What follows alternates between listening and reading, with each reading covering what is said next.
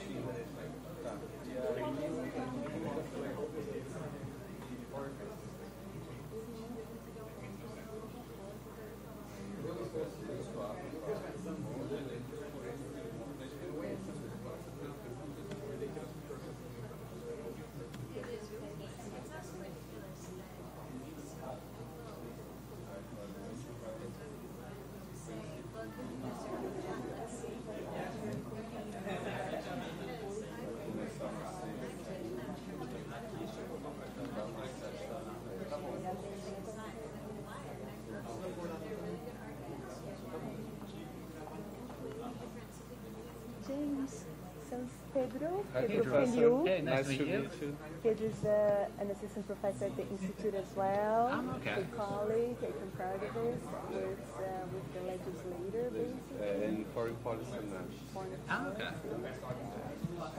So I was explaining to him that I would appreciate if you could sit with us at the table. Sure. And I introduce you, and then I sit there, because that way, or even up there, I can leave without being too disruptive. Sure, absolutely.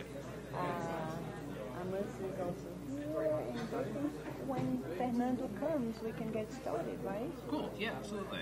Do you need the board by any chance? No. No? No.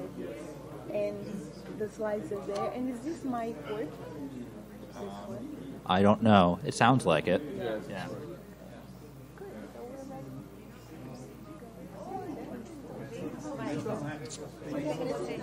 Stacey, hi, James. Hey. I'm Lorena. Lorena, nice to meet you. Nice to meet you. Likewise. I don't know if you know everyone here, but Fernando, Paulo, Allison, and Jonathan. Yeah, Jonathan has kind of Introduce Yes. yourself. Yeah. Marta is also a professor in our department. Ah, hey. Nice. James, nice to meet you. Yeah, I imagine you were James. Thanks for coming. Oh, no, absolutely. Thank you for having me.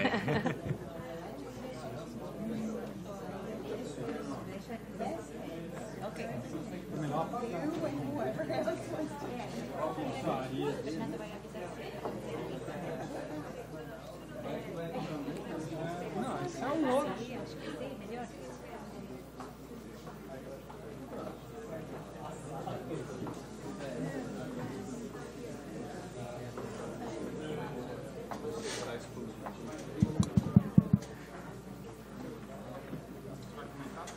Não. O João Luciano vai ter, a Cristina vai ter que sair.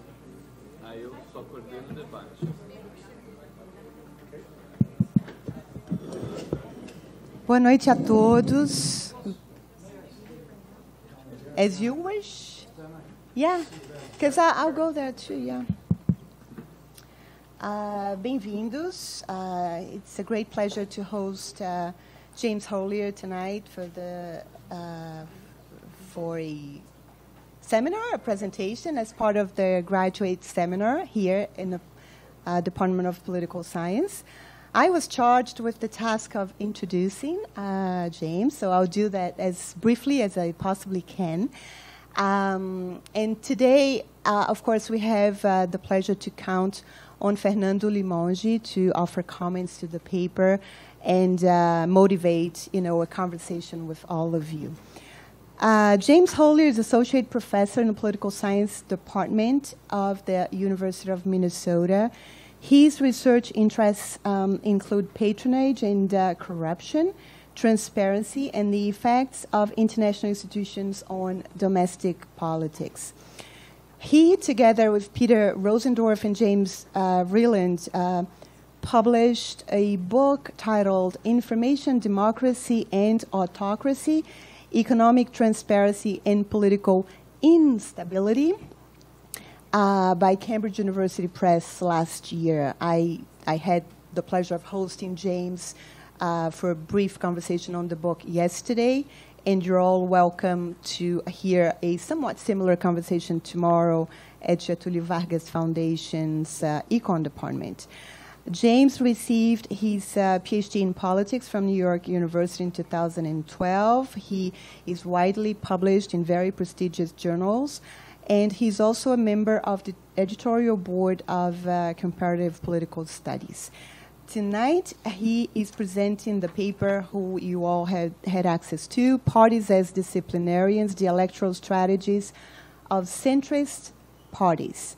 This is work in collaboration with Marco Clancia and Rocio Titiunik. So following James' presentation, we are going to invite Fernando to come and offer comments, and this will be followed by a Q&A session. Thank you. Thanks, James. Thanks very much, Christiane, and thanks to everyone for being here. Can people hear me? Am I okay? So this is sort of joint work, still in a pretty preliminary stage, with Marco Clancia of Georgetown University and Rocio Titiunik of the University of Michigan. And so I'll talk a little bit both about the paper that I circulated and sort of directions where we're sort of thinking about taking this project. And the origins of this project sort of actually lie in a book that Marco and Rocio, a paper that Marco and Rocio published in the APSR, actually on Brazil a couple of years ago, where they were interested in anti-incumbency bias and in mayoral elections in Brazil. They find evidence of they found evidence of anti-incumbency bias directed at political parties, right? So as mayors entered their second term, right, the political parties of those mayors tended to be punished in the subsequent election. This was true for all parties except the PT, and their argument for why this might have been the case, right, was that as mayors are term limited out of power, they have an incentive to engage in bad behavior, no longer accountable to the public, right? The public may anticipate that the parties would step in and try to discipline their candidates, or to discipline their mayoral incumbents, right? But some parties are able to do this, and some parties weren't. And they said essentially the PT was a party that would be able to do this, right? Whereas other parties were essentially lacked the strength to be able to enact this discipline, right, on their constituent members, right? And the question that sort of naturally emerges, right, is so when why are some parties able to exert this kind of control over politicians, right, whereas other parties aren't? And so that's basically sort of the question we turn to in this paper, sort of after discussions between the two of them and myself, sort of trying to think through this problem generally. Right? When is it the case that we have the emergence of sort of coherent parties that have coherent political brands, right? And when don't we see that the emergence of those parties?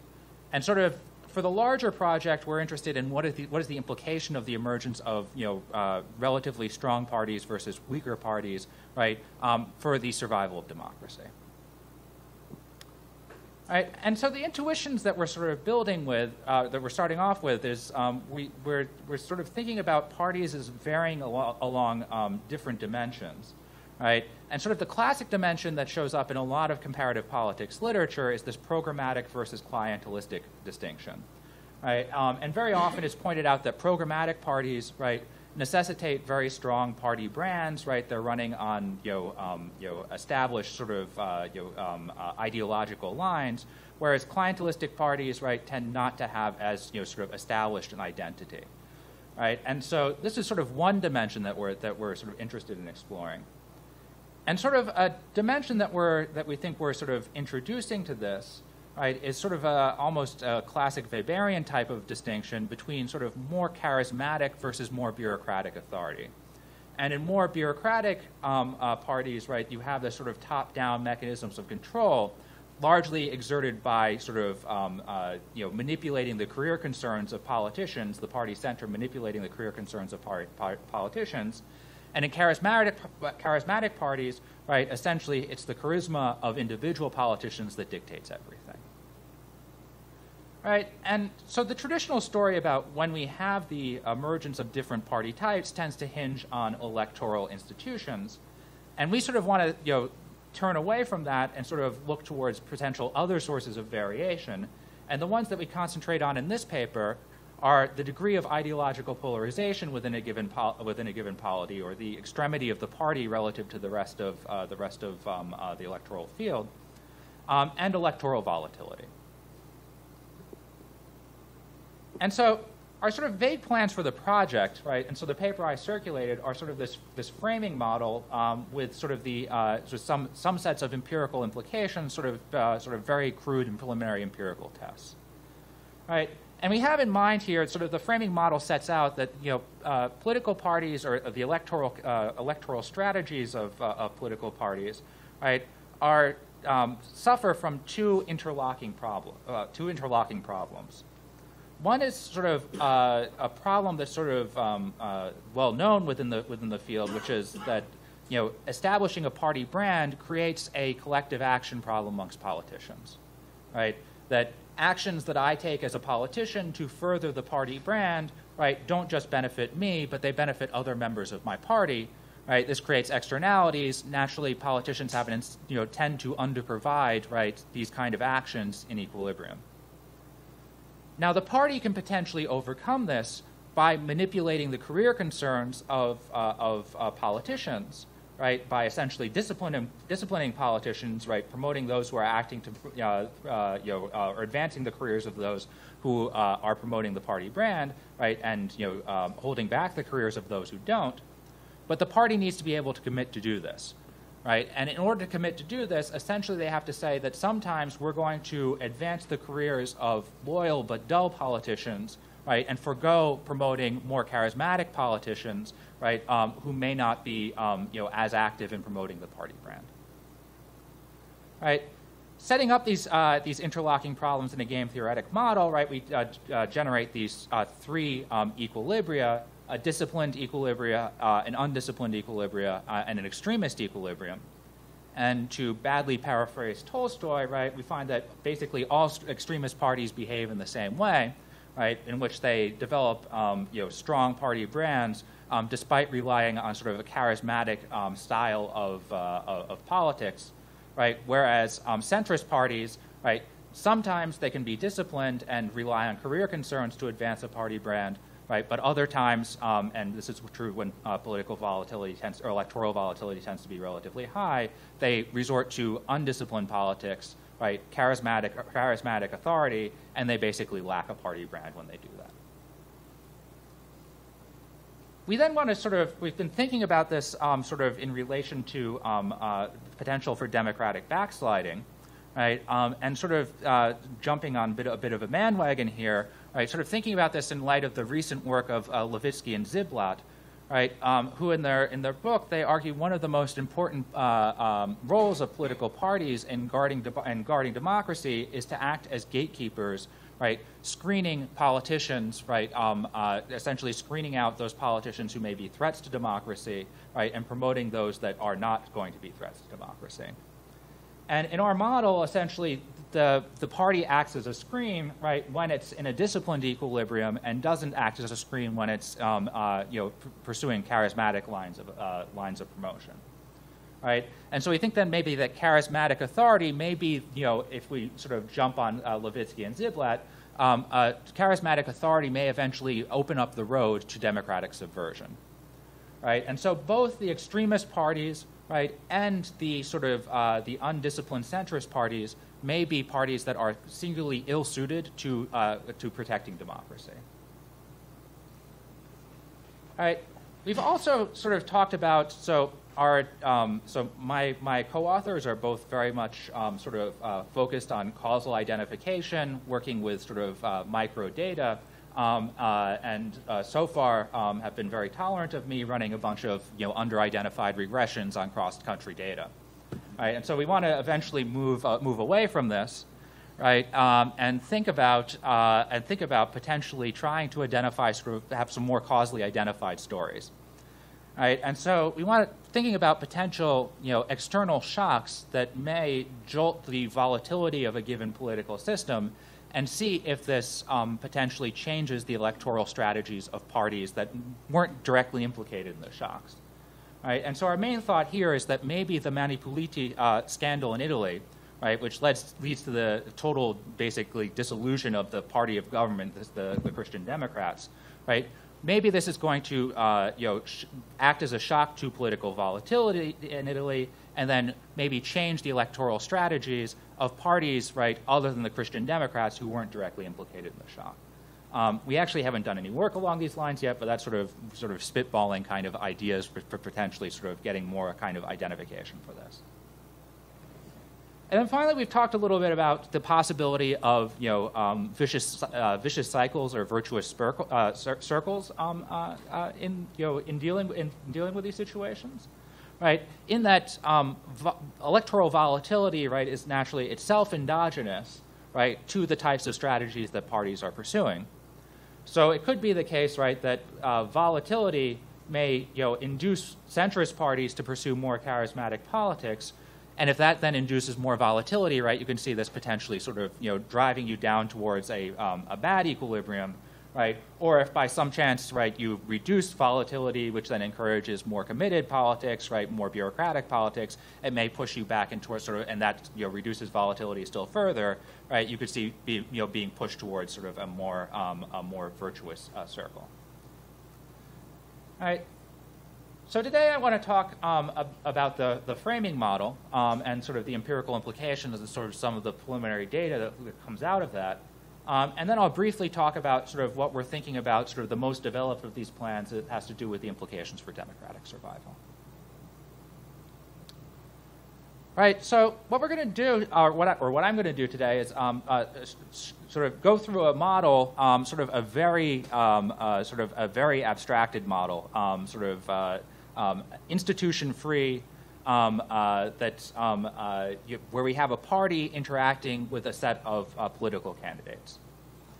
Right, the political candidates get to choose their campaign style, which can be party-centric, which is focused on promoting the party brand, or it can be particularistic, which is focusing on candidates' intrinsic characteristics, right, on their ability to deliver goods for their constituents, right? Anything that's sort of, you should vote for me because I am so great, right, rather than you should vote for, this party because the party is so great, right? And we have this very sort of reduced form environment, right? So these decisions, the elections are basically a randomization device, right? These decisions influence the probability with which you're elected, right? But it's sort of a very kind of abstracted model. And these candidates are interacting with a party, and the party is interested in the success of all candidates for office, right? And it's able to essentially influence candidates, right, by manipulating their career concerns. The party can promote candidates, politicians, right, to run for higher office, or it can choose not to do so, right? And so the party, using that as a tool, can potentially manipulate the choices of the politicians between party-centric and particularistic strategies. And we could sort of think of this, it's borrowing sort of very heavily from sort of industrial organization type of literature, and we sort of think of this as, the industrial organization of parties. Right? And key to this model are two interlocking problems. One is the politician's problem, right, which is that they have a problem of collective action, right? That the decision to pursue party-centric, campaign styles, right, generates these externalities for other politicians, right? And therefore, I don't internalize all the electoral benefits that I'm generating, right? And this is sort of like an extension of Cox and McCubbin's model of legislative politics, right? Where you have legislators, right, who can advance bills that may be advantageous to the party, or they can advance their own particular agenda, right? But we're extending it sort of, rather than just focusing within a single legislature, we're thinking about sort of across district, right, across levels of government, right, and thinking about sort of electoral settings. And in Cox and McCubbin's model, right, the solution to this problem that legislators have, that that individual efforts, right, to advance the party line may not be sufficiently rewarded, is the use of parties as legislative cartels, that the party provides particularistic rewards to those who are advancing the party line, right? But our argument is that, well, there's actually another problem here, and that's the problem for the party. And the problem for the party is that in these electoral settings, right, the party can manipulate politicians' incentives, right, through these schemes to advance the careers of some politicians, right, and hold back those of others. But to do so, right, the party must, at some times, advance loyal but otherwise dull politicians, right? And it must advance them over and above, right, charismatic politicians who may be sort of less sort of committed to the party line, right? And so the party has an incentive not to do this, right, because the party ultimately cares about electoral success, right, and charisma helps win elections, right? And so they may have they've got to be able to commit, right, to a promotion strategy that's going to ignore candidates' type and focus on their actions, right, rather than focusing on their actions, or rather than focusing on their type rather than their actions. So the model looks as follows, right? It's an infinite horizon model, right? So we're going to generate commitment in this through essentially appeals to folk theorem results, right? It's an overlapping generations model, so we're going to have a series of candidates that live for a finite period of time, right, and the party is going to be infinitely lived.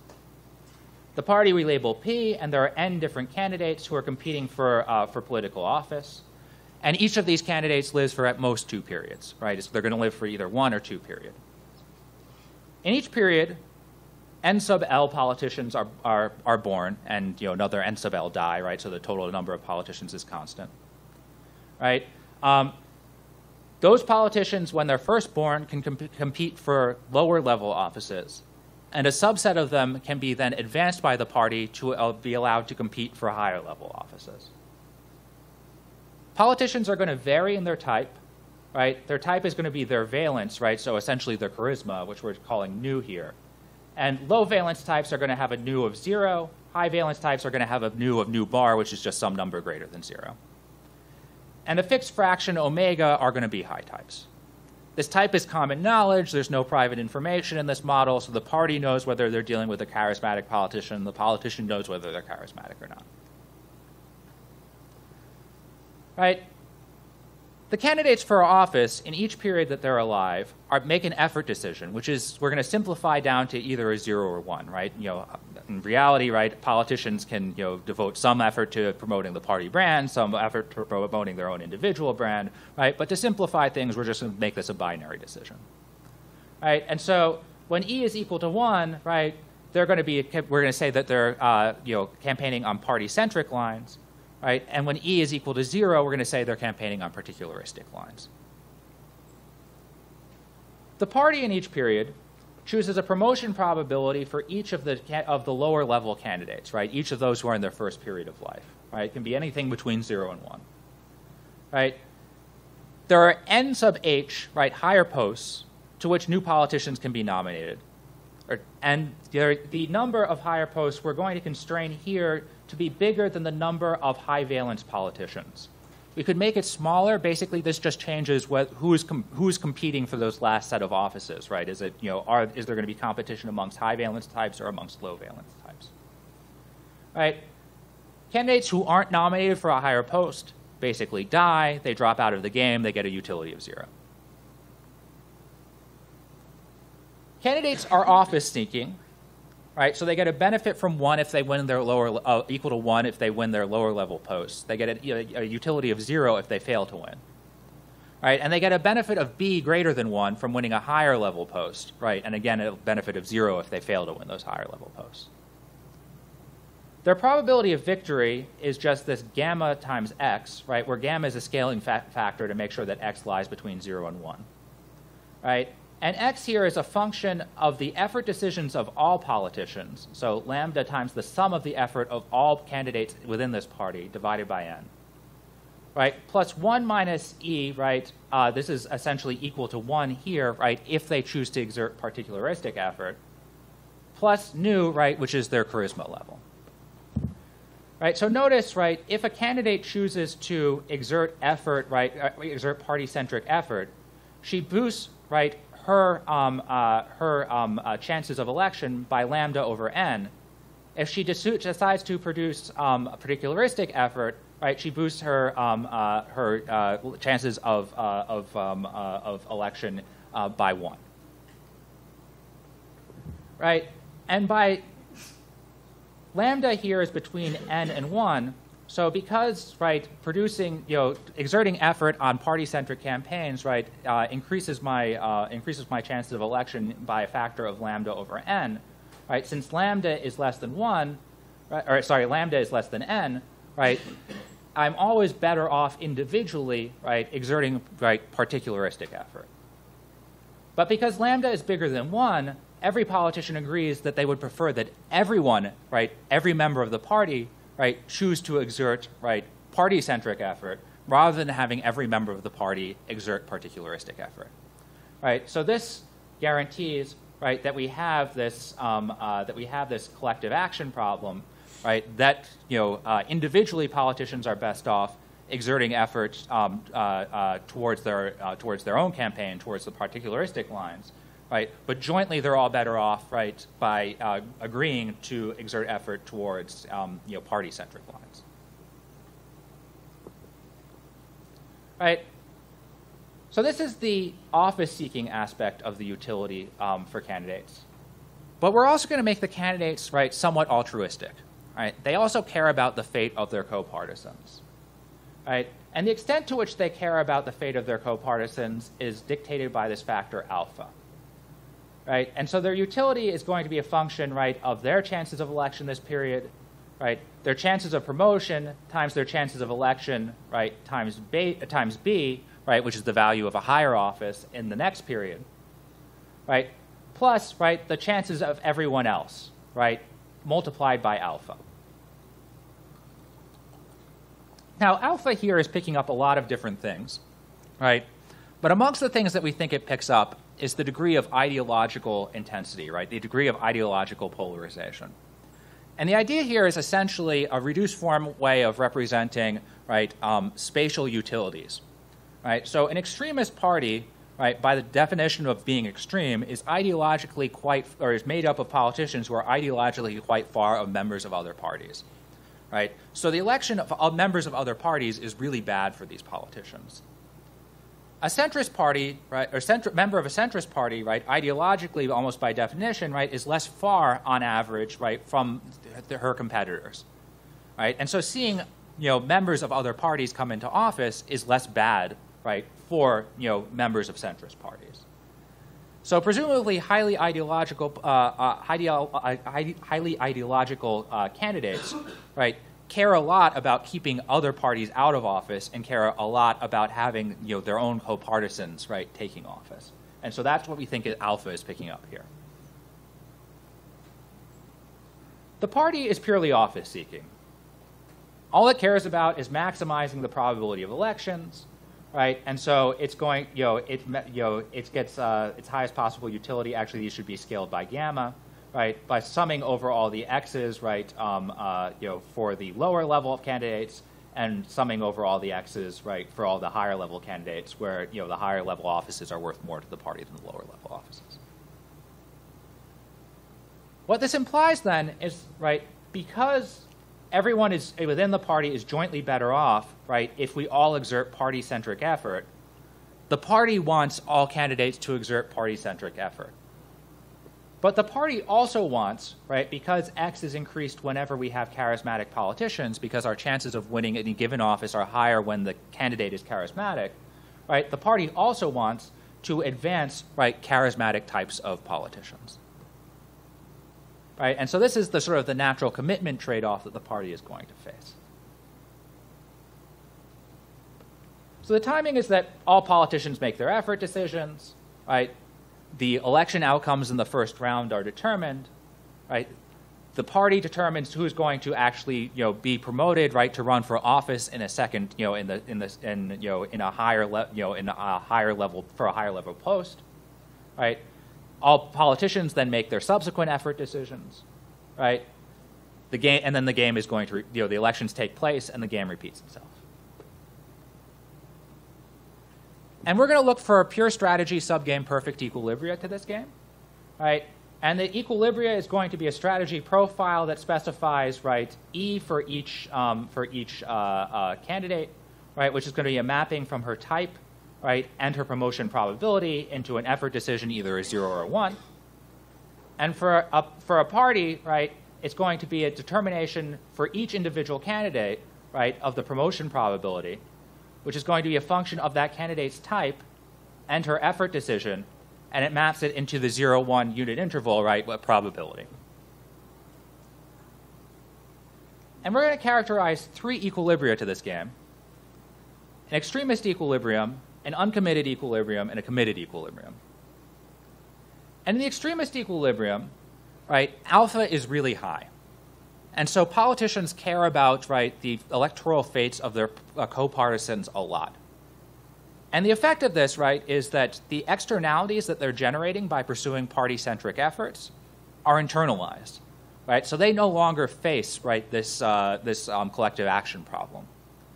And so they're going to exert party-centric effort, right, because they care so much about holding all these posts, right?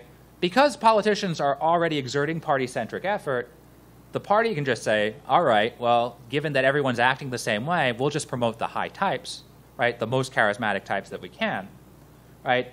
And so they're always going to do that in equilibrium. In an uncommitted equilibrium, right, politicians care less about the fate of their co-partisans, and so the collective action problem becomes large, right? And the politicians in equilibrium are basically, all the high-skilled types are going to shirk. They're all going to exert all the high-valence types are going to shirk. They're all going to exert particularistic effort, right? Some of the low-valence types may be induced, right, to exert party-centric effort, but that may or may not happen depending on parameter values, right? And the party can't commit from refrain from just promoting, right, the high-valence types. And then finally, in the committed equilibrium, right, the politicians are still experiencing this public goods problem, right? So values of alpha are still relatively low, but the party can commit to manipulate career concerns. And so the party is going to say, well, sometimes I'm going to promote low valence politicians, right, who exert party-centric effort, and sometimes I'm not going to promote, right, high valence politicians, right, who fail to exert party-centric effort. And this is a infinite horizon model, right? These equilibria multiple equilibria can coexist, right? The extremist equilibrium, when it exists, it's unique, right? In any situation where the extremist equilibrium doesn't exist, the uncommitted equilibrium does exist, right? And then the committed equilibrium may coexist in some circumstances, but only under some circumstances with the uncommitted equilibrium.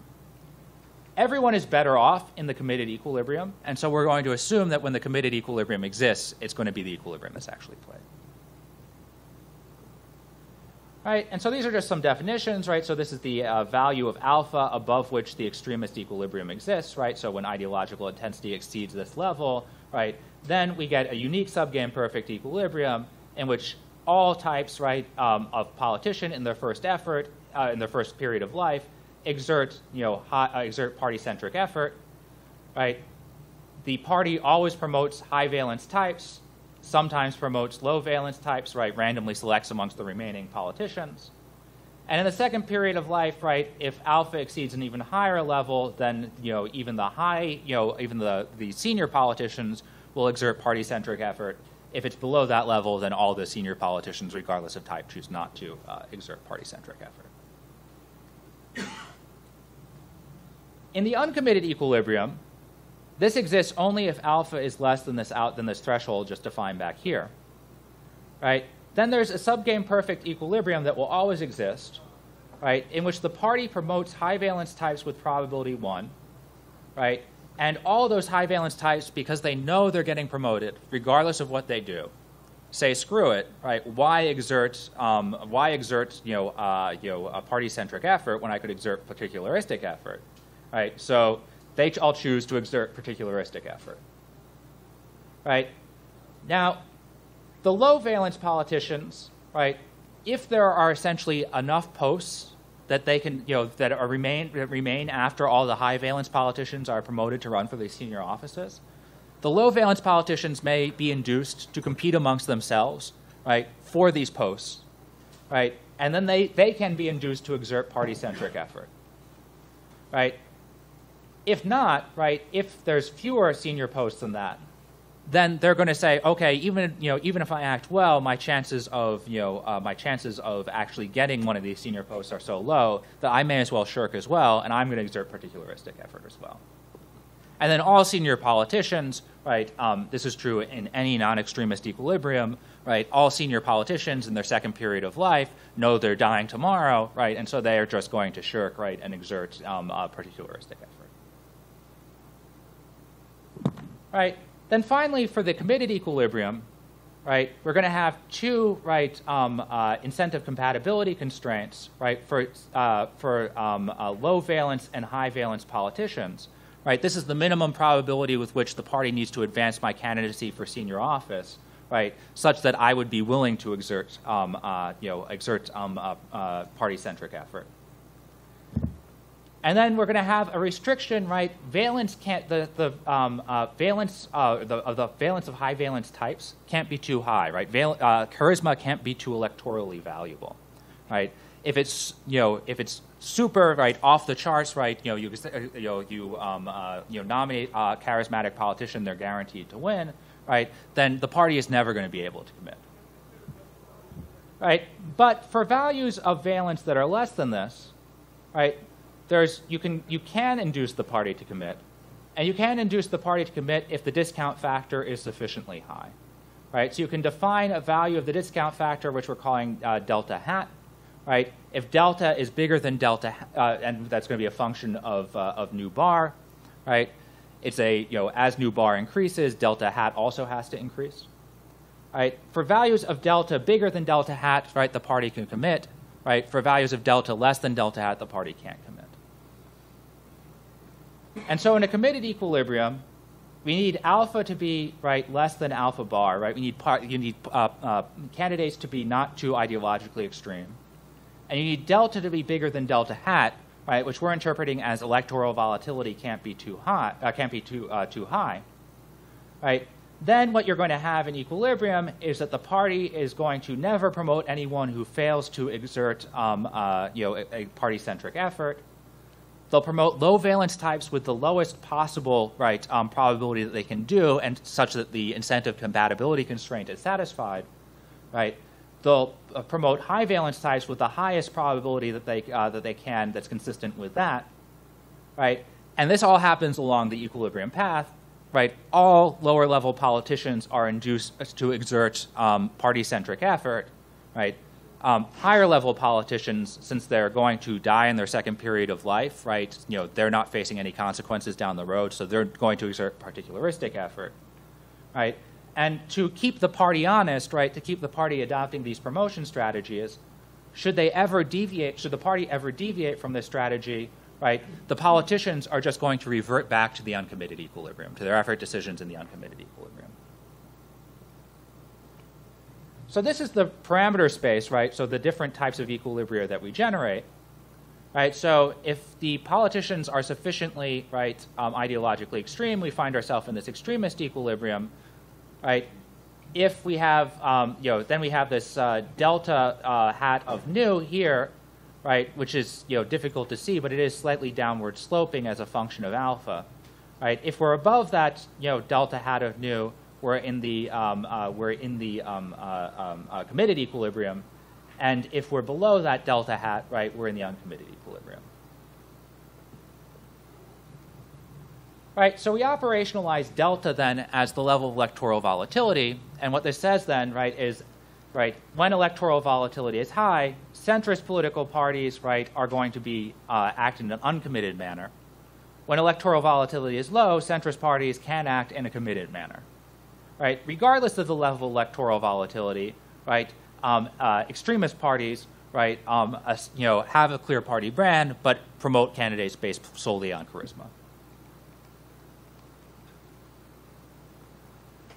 Right, and so then we then want to say that link this sort of argument to an empirical measure, and our empirical measure is a definition of personalistic campaign strategies, and we're going to call personalism basically the uncommitted equilibrium. Right, the uncommitted equilibrium involves, right, parties that lack a clear party brand. Right. So there's sort of no clear sort of substance to the party identity. Moreover, you have politicians, right, who are being advanced based off of charisma, and so we're going to call that combination, right, of a lack of sort of party identification coupled with a focus on charisma, personalism. Right. Contrastingly, right, in the extremist equilibrium, right, we have a strong party brand, but sort of charismatic authority exercised inside the party, right? Politicians are promoted based off of their level of charisma. And in the committed equilibrium, right, we have a strong party brand, right, but this is exercised through bureaucratic authority, right? Politicians are promoted, right, to run for a higher office based off of their previous service to the party. So we want to go out and test then some empirical implications of this, and to do that, we rely on Kitschelt's DALP data set, which consists of data on political parties from 75 different countries. This is purely cross-sectional data, right? Not the ideal data for what we would want, and it's an expert survey, and experts are asked to rank on a 4-point scale the degree of personalism of a party, which is defined as mobilization based off of the charisma of the party leader, and the degree of programmaticness of a party, which is the emphasis of a party on policy coupled with partisan loyalty. Right? Notice neither of these is really quite the definition that we want. Right?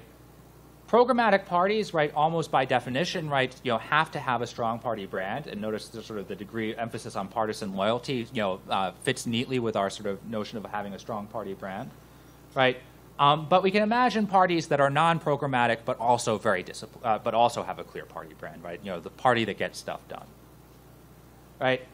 Nonetheless, right, programmaticness should be positively correlated with our notion of what it means to have a party brand, right? Because it is a necessary, a party brand is a necessary condition for programmaticness. It is not a sufficient condition. Personalism, right, sort of reflects our focus on charisma, charismatic relations within the party. But notice it only talks about the party leader, right? It doesn't talk about individual candidates, right? And advancement within the party based off of charisma, right? So it stands to reason, right? If you advance within the party based off of charisma, you're going to end up with a charismatic leader, right? But it's not, again, not a perfectly worded definition. Then we're going to use as explanatory variables, right, the degree of ideological extremism of a political party, which we measure as the distance from the weighted mean ideological position, which is measured in DALP, where the weighted mean is weighted based off of the share of each party in the legislature, right? And then we're going to construct a Pedersen index from a variety of different sources to measure electoral volatility. And sort of the raw data looks like this. So if we split parties into extremist, right, and centrist types, right, we're basically just splitting at the median on this ideological extremism. Well, it can't be at the median. There's not the same number of dots. But splitting into two groups based off of that sort of ideological extremity measure, right? And see, how does programmaticness vary with the degree of party volatility or electoral volatility? What we see is amongst extreme parties, right, there's basically no relationship, right? Whereas moderate parties become significantly less programmatic, right, as electoral volatility increases. Contrastingly, if we look at personalism, right, again, right, extremist parties don't seem to be varying, right, as volatility changes, right, but centrist parties, right, become more personalistic, right, as volatility increases. Right, and this is backed up, right? If we run regressions with this, right, we get precisely the results we would expect, right? This is basically just confirming this, right? These are marginal effects, right? So shifting a moderate party at the sort of 10th percentile of electoral extremeness or of ideological extremeness, right, from the 10th percentile of volatility to the 90th percentile of volatility, leads to an increase in the personalism scale of 0.8 points, right? And remember, this is on a 4-point scale, so that's actually a really big change, right? Contrastingly, right, increasing volatility from its 10th to its 90th percentile reduces centrist parties, right, programmaticness by 0.45 points, right? A little bit smaller, but still on a 4-point scale, quite large effect, right? Whereas for extremist parties, right, there doesn't seem to be any effect going on. There's no difference. So we think that this sort of framing paper provides an interesting framework to think about the development of programmatic parties, and we particularly sort of like these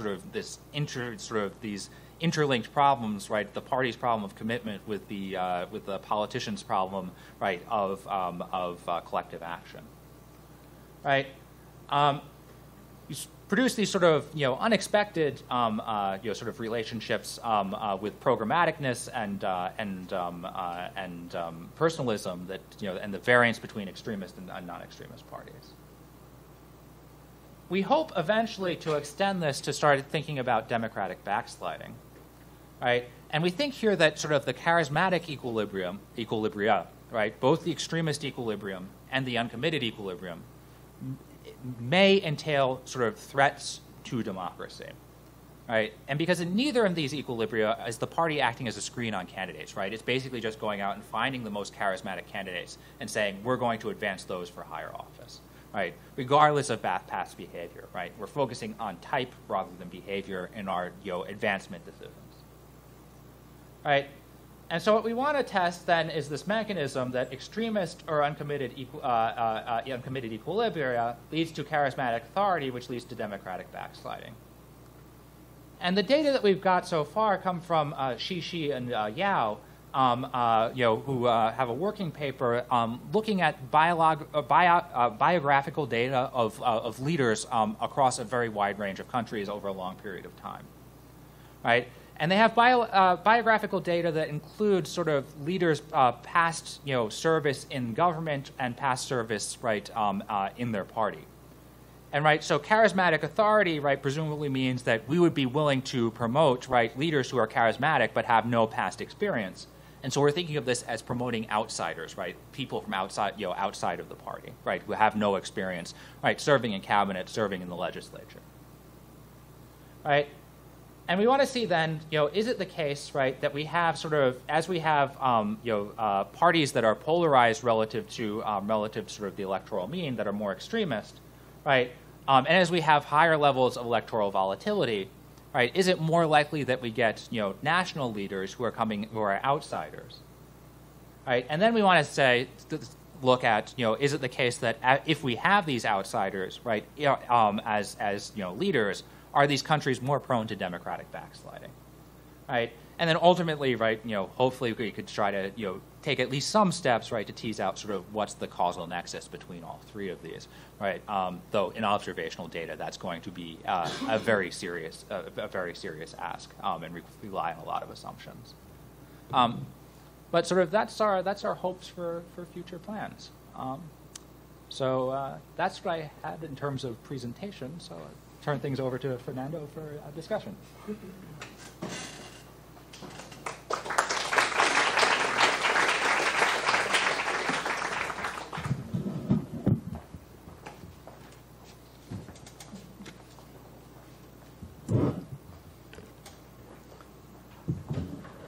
So, thank you, James, for this presentation from this wonderful project. And we, what you presented for us today was more than what is in the paper, right? Exactly, yeah. So you open up and told us more about the project and the general framing of this research. So it's much more broader than the paper, the version that we read. But I would want to stress how important is the issue that you are facing or working with and the problem you are trying to solve and the nature of the contribution, the original contribution that you are bringing to the field. And I would stress that this view or this framing the collective action problem of parties as a commitment problem within an organization that has to advance careers of their members. I think that this is very promising, and it's very, well, I cannot say that I'm up to date with the literature on parties and parties organization, but for me, this is completely new. I haven't seen anyone that works with parties or try to understand how party works and sets the internal tension within parties with this framework. And I think that this is a huge contribution. And I think that this is a totally new way of setting the collective action problem parties face and how parties have to set these two contradictory objectives. And because the traditional way is this personal or clientelistic or distributive kind of politics against programmatic politics. And you are setting up the question or the issue or the problem as something different. And what I would say that I would radicalize this. And I would get rid of this other part.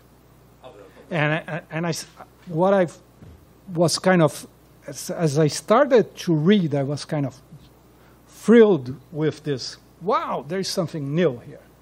And then you back up and take a step back and try to put the two together.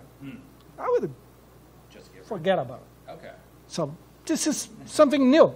This is a new way of setting the problem instead of trying to be eclectic and put two models together. So this is a different way of setting the problem. Parties have to advance the career of their members. And for that, there is different strategies or different recompenses you have to set up so that your members can pursue their objectives, and we as a party can benefit from electoral support. So I think that this is, and in the end, when, at least for me, in reading, I got all mixed up with the different definitions and the different ways to set the problem. And one thing that I really bothered me was that sometimes charismatic appears as a valence thing, sometimes as personalism. So I think that for the model to really gain a little bit more strength would be necessary to be more clear about what is this career stuff that we want to recompensate, or the party needs to pay for its members. And what I was wondering is if this is possible within a model that is institutional free. In what sense? You're setting the problem as advanced career for higher offices. Mm-hmm.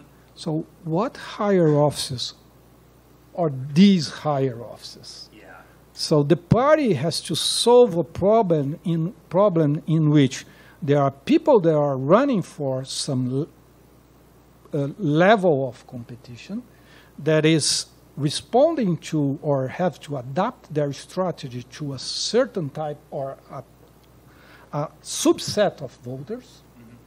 So for me, it was not possible to think this without, there's some guys that are running for president or prime minister. And there are some guys that are running for the legislative seat. Mm-hmm.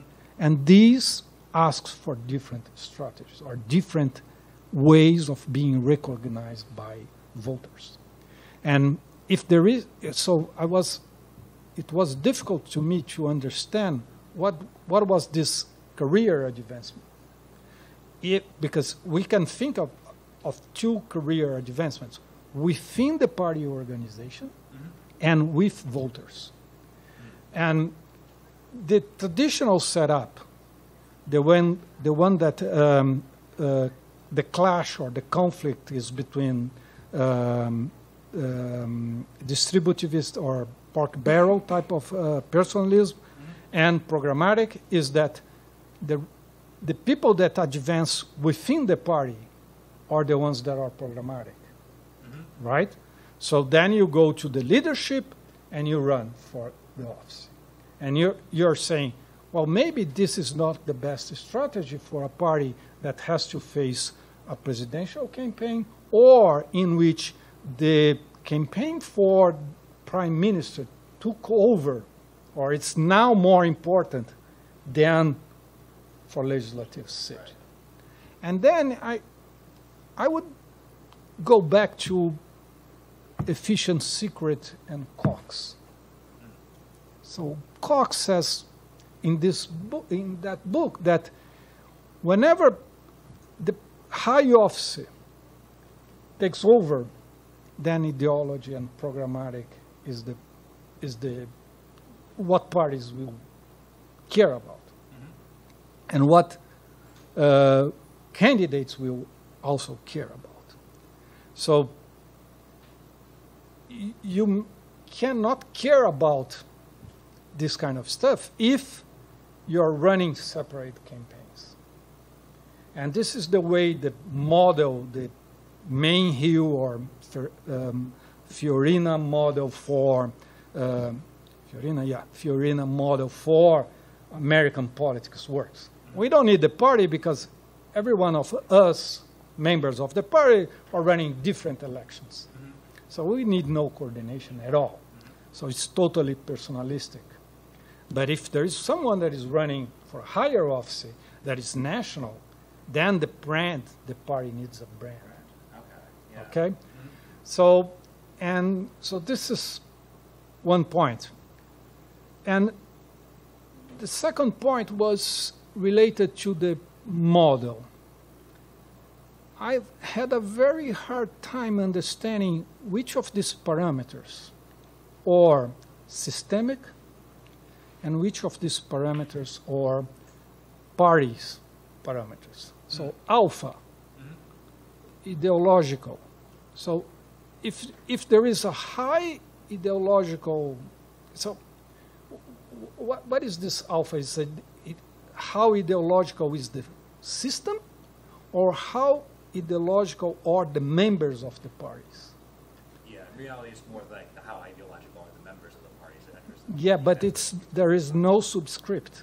Yeah, no, it's constant for all members of a single party. We talked about, but when it appears in the models, it appears always, and when it's defined, is always without subscript.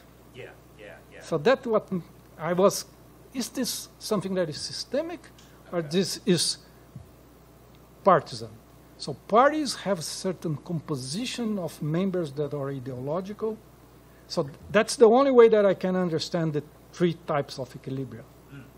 Because if not, there would be only one equilibrium that is for every member of the system, right? Right, yeah. So gotta have some subscripts, right? Yeah, yeah. Well, I mean, so there's only one party in the model. That's it. So that's So that's one of the weird sort of tensions Yeah. there. So you could have, you know, alpha sub I and have alpha vary amongst candidates. But it's very difficult to understand that. So it's an equilibrium for each type of party. Yeah, yeah. So it's essentially like the Because the title is said centrist parties, and so, but there are some well, in the end you say, well, it would be nice if we're able to endogenize volatility. And so I was all the time going through the systemic to the parties and to the parameters and saying what this parameter is measuring. Right? And the ideology and dimension, immediately you think about the Dawesian model, exactly. and then you say, you've run into that problem. yeah, so, and I don't know if, I have a hard time to understand if the model will survive without this going back and forth between what is systemic and what is each party characteristic. You could eliminate that whole portion of alpha.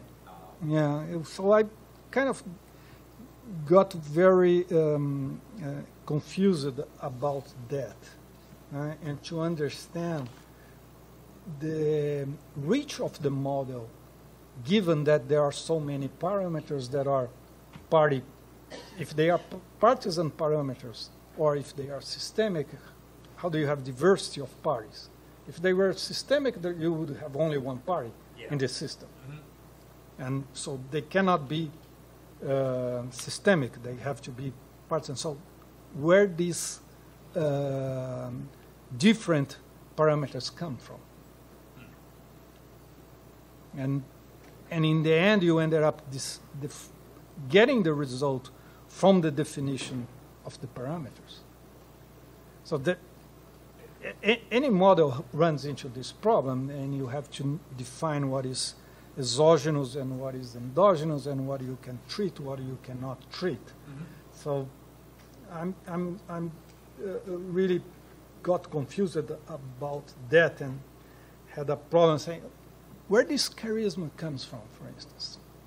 And if then in the end now when you put this bibliographical data, etc., then you define, well, that's not in the paper, right? Yeah. That this charismatic characteristic is totally exogenous. Yeah, it's not produced by the party. But the example you give with Austria, he's a member of the party. Yeah. And the party is making a decision. Should we go charismatic and take benefit from the volatility of the system or not? So that would be, again, come back to the problem of the party and the party deciding, well, should I go to the higher office? Do I have a chance? And what type of politician do I have to have under this circumstance? If it is high, for instance, if it is low volatility, volatility equals 0, your leader, by definition, will not matter. Right. Because voters do not respond for everything. Yeah. So what voters are responding to, if there is high volatility, means they are responding to whatever. Yeah. So let's pick a whatever candidate, a Bolsonaro. Maybe he will be able to get votes. So, and this brings to the last issue that you raised, that you incorporated in the presentation, that is this backsliding and problem. So where the model, or where the project is going to, because in in the way it is in the paper, and the title is, well, I want to understand centrist parties and how centrist party, I would say, how centrist party bet on this kind of charismatic leaders, right? And here you're saying, well, this is something else, or it's more broader than that. Yeah, we call it a centrist party because like all the variation happens. Yeah, because by definition, right? Yeah.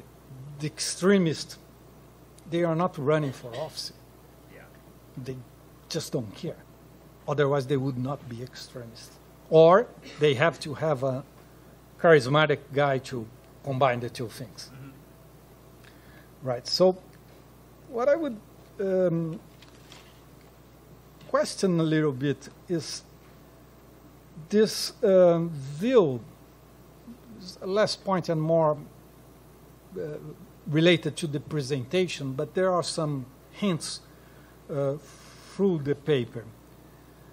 This association between programmatic parties and democratic stability or good democratic regimes.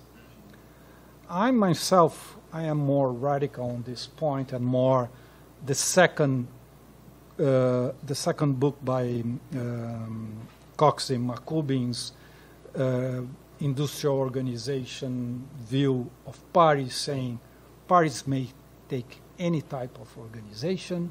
They have to respond to collective action problems. They have to respond to electoral conditions, and they organize in a variety of ways. There's no single model. So they compare with law firms. They say, well, law firms are not necessarily hierarchical. They have several associates, and parties may work this way or may work that way. So this view that democracy asks for a certain type of parties, that it's a double view, right? That is programmatic and is divergerian in its way of organizing. That I don't buy. That I think is not necessary. So you have United States never had anything like that and survived as a democracy for a long, long time. So why, when we come to talk, there's always this expectation that parties have to evolve to a certain type of parties, and that combines two characteristics, organizational and ideological. So why not let this vary? This is variable, it can vary. And we don't have to commit ourselves to a certain model. And maybe, no doubt that that we are living in a new environment in which parties seem to be more opportunistic than before, or that voters have to be less mobilized than before. I have something that I took note here, that maybe, volatility is too endogenous, right? Maybe what is less endogenous, and it's better to work in the empirical part, would be turnover. It's endogenous too. Everything is endogenous. That's shit. What can we do now? So that's why you are working with this guy that are addicted to identification. We cannot identify anything else anymore. But turnover is also endogenous, but probably is better to work. If it is, but I took note here, but I'm not understanding what was my point. Must be something. Why turnover would be better than? So you were saying it was because it was less likely to be endogenous. Yeah, but it's not. It's as endogenous as Yeah. There was something else that I thought. I mean, so it could be. But listen, my notes are not, so forget about it. Maybe it's too clever that I forgot. So I think that's what I had to say. If we were to run into details and questions, I have tons and tons of questions, but I think we would be better off if we open to the floor so that other questions and so we collect some more questions and then you answer. Sure. Yeah. Right. So who else wants to raise a question?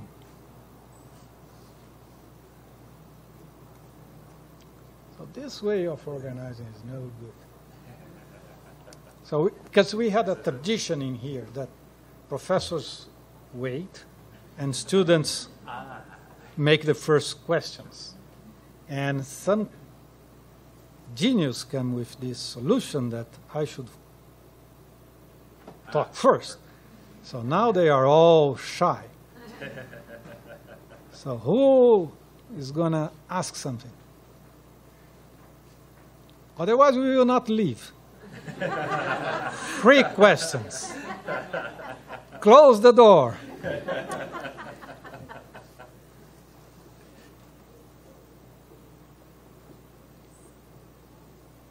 Who is the super organizer? Christiane left already. So you want to start to respond, and then maybe we. Are you going to let faculty ask questions now, or are we going to? You're going to let the students out that easy?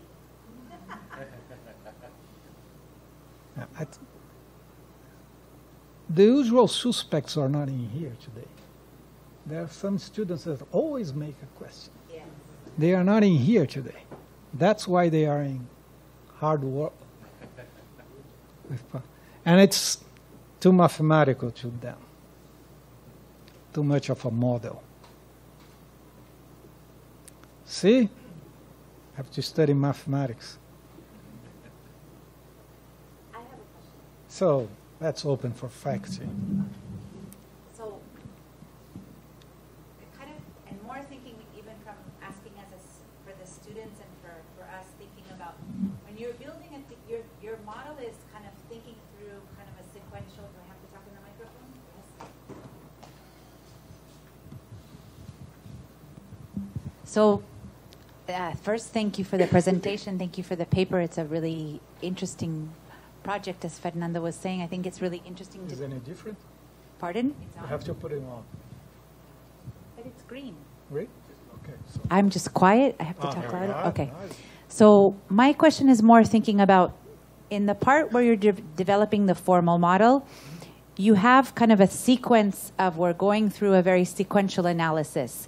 And I guess I'm a little bit, what lost me a little bit in the empirical application is that all of the empirical applications are talking about as if we're going to test now if this happens at a specific static moment in time. And so I had a question about that in terms of, is that really, the proposition of the paper seems that it's talking more about, and you're even talking about identification and causality and some type of sequence. So do we need to test the sequence, or why is the empirical application at a specific point in time?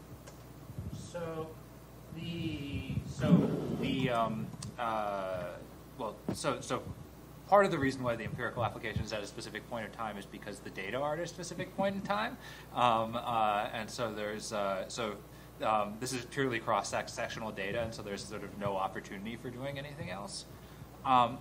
The theory, I mean, so despite being an infinite horizon model and have actors that are making decisions in sequence, the equilibria should basically emerge and persist indefinitely in the model, right? Is that there's no movement from being in uncommitted equilibrium to a committed equilibrium. You're either in one or you're in the other.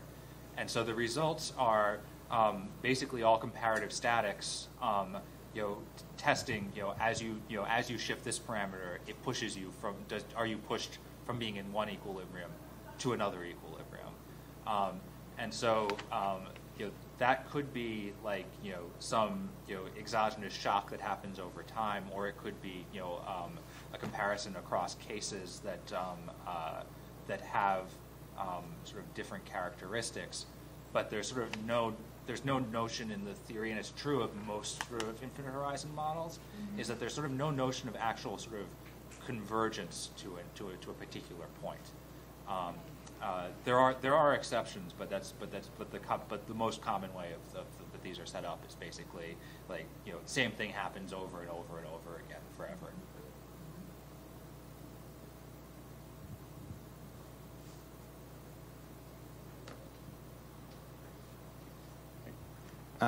I can try. So three questions. Two, I think, are sort of generic, sort of when you see a formal model, these are generic questions you can respond with, kind of tips, I guess.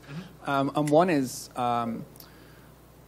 why is the assumption here that that candidates are office-seeking?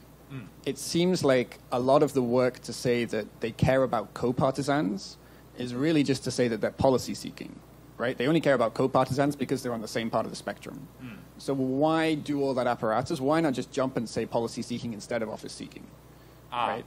So the only part of so there is no real policy in this model, right? It's all electoral decisions, and so we could say that they are policy seeking, but the only way that policy seeking matters for us is to the extent that it causes candidates to care about their fellow members. Yeah. So in reality, yeah, politicians, like the way we're interpreting alpha is that politicians are in fact partly policy seeking, partly office seeking, and high alpha is very highly, very high policy seeking, and low alpha is very high office seeking.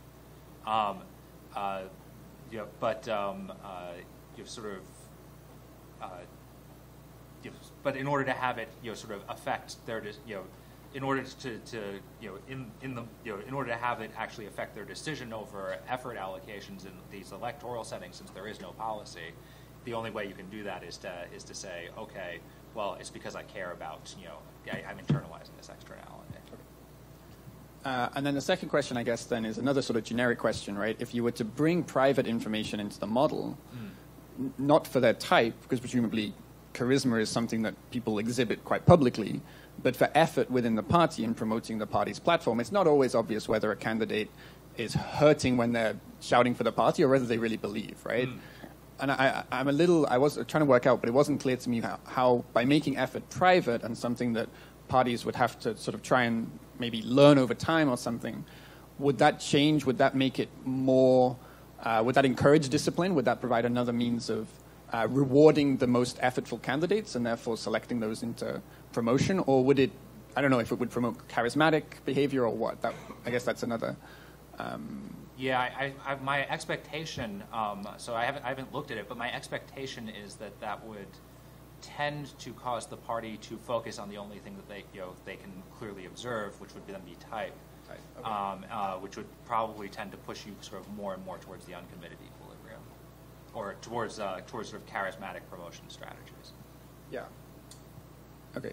And then the third question, sorry to take so much time, but the third question was really sort of an extension of Fernando's comment about system versus party-specific parameters. Again, that was a little bit unclear, I think, and I think that really matters because as far as I understood in the model, the disciplined parties always do better, right? Ceteris paribus, yeah. Yeah. And ideally, the best case is you have a bunch of charismatic candidates putting in a lot of effort, right? Mm-hmm. That's how you do best. If you had a full electoral model with other parties competing. Yeah. And if you had that more systemic model where you have different parties competing, would you not expect to see a dynamic where some parties are able to gain a reputation over a longer time horizon for being disciplined parties, and that maybe charismatic candidates would, or charismatic or non-charismatic candidates would sort into different parties, and that rather than just have this sort of system-wide prediction, you might get some interesting interactions there. And I think that's really important because at the moment, what we see is these disciplined parties having a lot of electoral. There's no reason why a disciplined party would do badly, but in the real world, we see a lot of very disciplined parties doing badly because they don't have any charisma at all, and that voters actually they value charisma, right, in a way above and beyond discipline, and so you get some really boring sort of like Christian Democrat Party or something, right, which becomes problematic. And so there's a sort of trade-off in the system-wide equilibrium for voters between having these disciplined and charismatic parties and candidates. And so I think it's not. I think the model would be super complicated if you went to a full system-wide model. But I think it would be important to at least give an indication to the reader how much of this is likely to become really messy or be preserved when this was a competitive model, right? So I haven't thought about having politicians select into parties. So if we have thought a little bit about what a competitive model would look like, even getting into that ends up getting a little bit messy, or it's pretty messy. But you could have what potentially you could have is feedback effects across parties, right? Is that essentially becoming more, if Party A becomes more disciplined, right? Presumably that's going to push down Party B's electoral chances, and so Party B then has an incentive to try and mimic Party A in becoming more disciplined.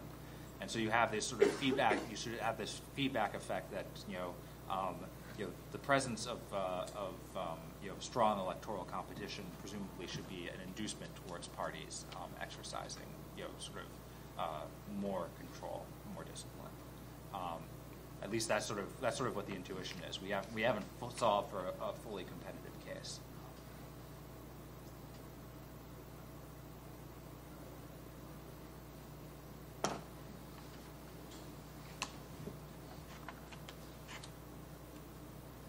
There's also a question that bothers me. That is, we have politicians. We have to take parties have to take decision. But who takes the decision is the party. And who is the party? Who's the party but politicians? But politicians, so who is solving this problem and who is the coordinator? So, but this is more of a general question, right? Yeah. That all the models about parties in a end ended up running, right? Yeah. So there's something out there that is the party or the leader.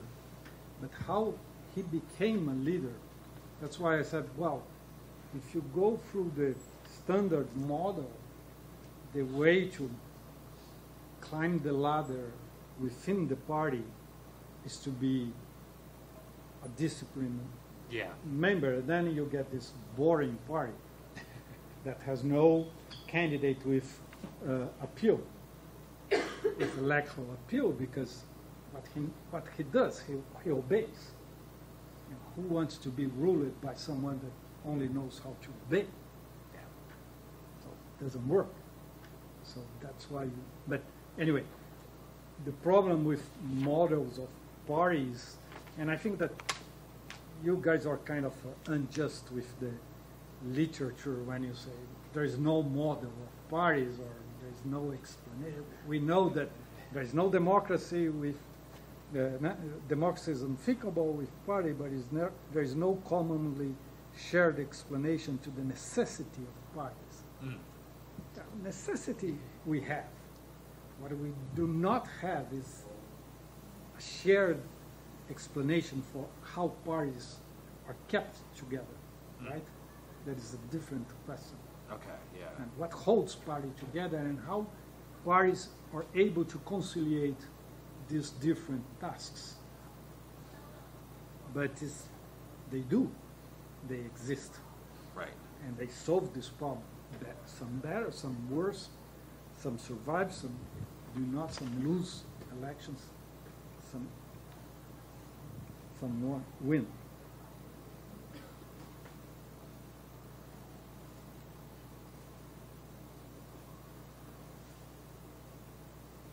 Oh, yeah, I know.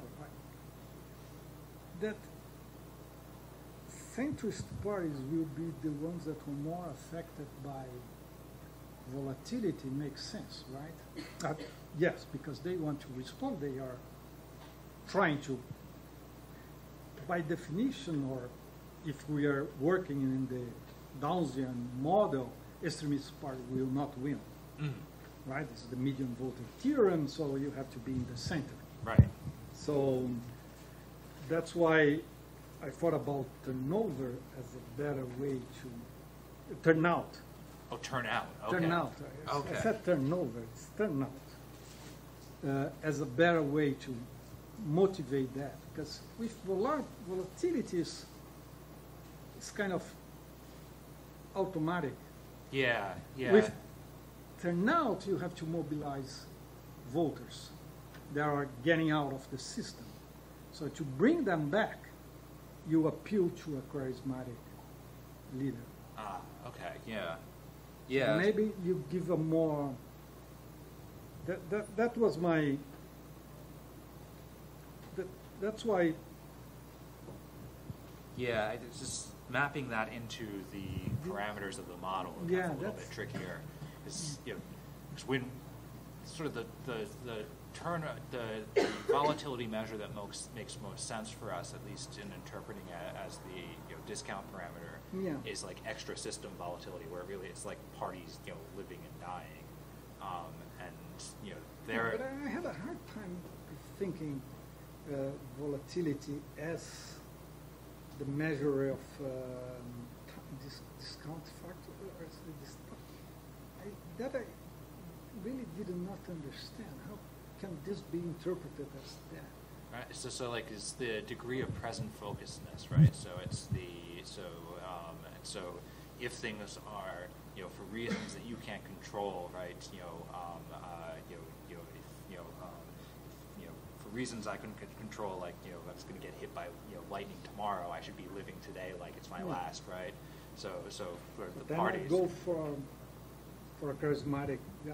Yeah, exactly. Yeah, so as as parties sort of anticipate, that maybe that for reasons that are beyond their control, they may be wiped out tomorrow. Then you may as well go for whatever you can today by going for the charismatic guy. But if there is volatility, it's because you are being threatened already. So it's by construction that way. If it is the centrist party that is losing, they are losing voters to somebody else. So they are getting weaker. Yeah. So they have to.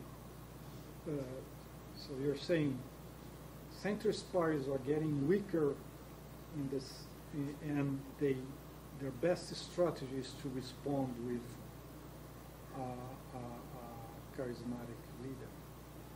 Yeah, I mean, so the volatility rate is picking up changes in for every party. Yeah, but for every party, but the extremists, you don't expect that.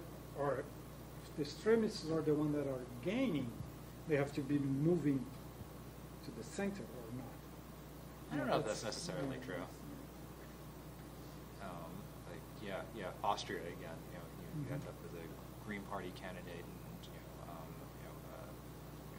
quasi extreme right candidate. As the president, as running the two viable candidates for president.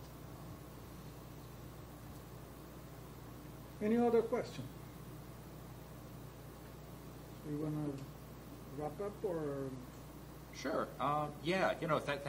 Thanks very much, and for comments and questions and it's definitely it's sort of been an issue for us trying to reconcile because we're all outsiders to the party literature, and like there's so much that's already established in there. Trying to figure out what is our place in it, and how to frame it properly, and you can sort of tell by the proliferation of definitions that we're still kind of struggling at that aspect of things, I think.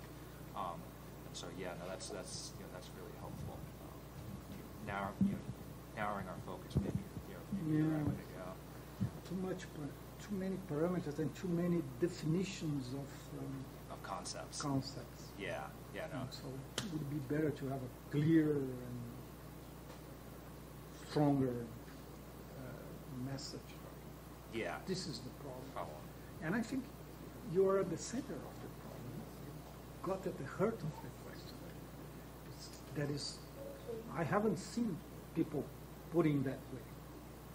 Yeah. And maybe I also lost track of the literature on parties and how to explain the existence of parties. The traditional way is the programmatic, that's personalist, that's the personal vote, and Yep, exactly. yeah. And So I think that I would go for, let's put in a different way. yeah. I think we need to figure out a way of, so we went defining things such that we can go in our own way, but also don't like reuse any of the, because that's one of the problems that we've had constantly, and we've been changing things to try and avoid try and avoid that and step on someone's toes.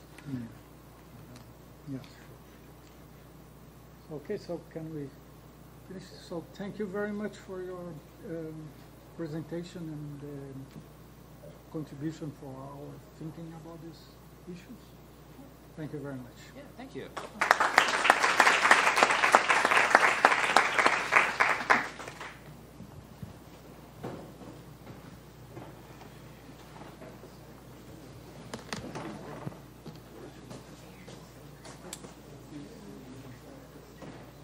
Joga bola, Fernando? Eu não estou nem correr. Aqui foi ligamento? Não. Agora, aquela condromalária, aquele O que é que dá sempre no veio? artrite? Não, a porra do músculo que dá sempre. No músculo? Não. Menisco. Menisco. Menisco. No O que é o menisco. menisco? É o que? É o músculo? Não, menisco é a cartilagem. É o ossinho lá que é o cigarro. Aí os caras falaram, você tem que fazer muita musculação Pra segurar, pra fortalecer. Aqui, ó. Mas eu tive tendinite nos dois joelhos. Eu fiz musculação e natação, sumiu a dor completamente. O cara falou, você vai pra cirurgia. Eu falei, nem a pau. Sumiu, eu vou pra exercício. Você não faz academia? Não. Nunca fiz. Mas Então, agora eu tô fazendo. Aí eu parei faz um ano que eu não faço, voltei esse final de semana. Você tá jogando bola? Não, mas eu tô jogando vôlei. Na praia. Minha mãe comprou uma casa lá, bicho. Coisa de velho, né?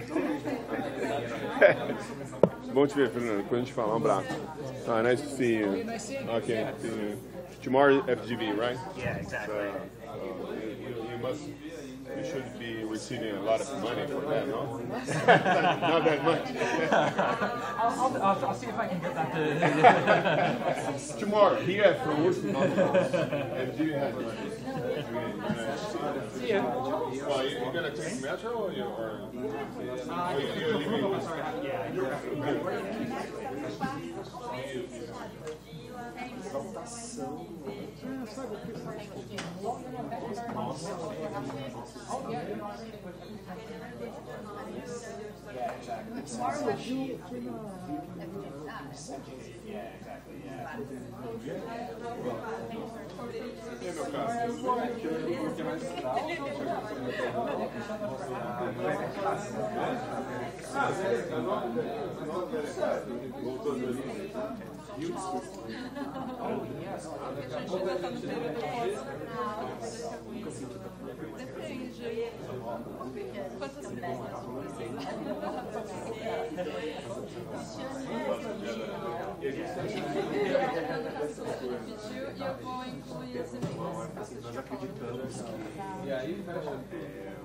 O povo americano votará novamente nossos estados. Cabo eleitoral, né? Do Fox, Fiorina. Thank you, Professor. Oh, sure, absolutely. Thank you, Professor. Oh, sure. See you in a few hours because you're going to present again in FGV tomorrow. Exactly. And thank you for answering my email. Oh, sure, absolutely. Yeah. Friday should be okay. Probably sometime in the afternoon or afternoon evening-ish, probably. So that, get some touristy stuff done in the morning. Sure. You're going to be here at all? No, I probably won't be. I probably won't be on campus. Yeah, so I'll probably just be someplace that's convenient to like grab a coffee or something. Perfect. Perfect. Thank you. Sure. Good night. Good night. Okay,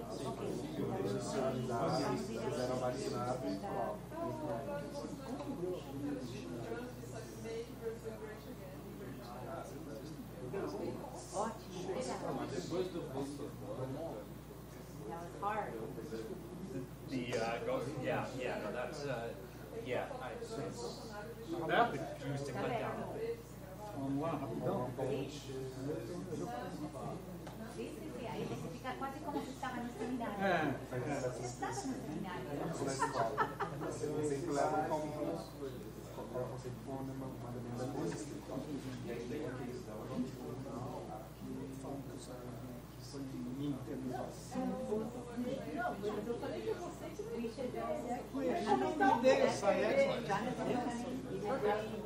Okay, excellent. So I have a card. I have a card. Do you want a card? No, you can't. No, with a Wi-Fi.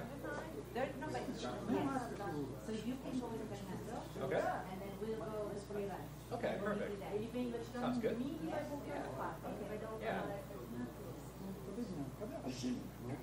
Fernando, você leva o... Você leva...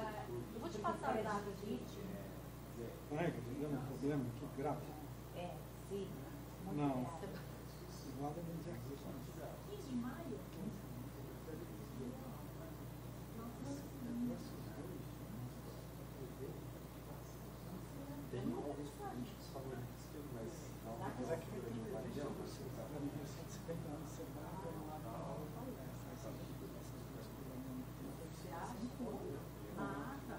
A não ser que a gente leve os três lá. Quer levar ele lá? Não, precisa ver se ele pode.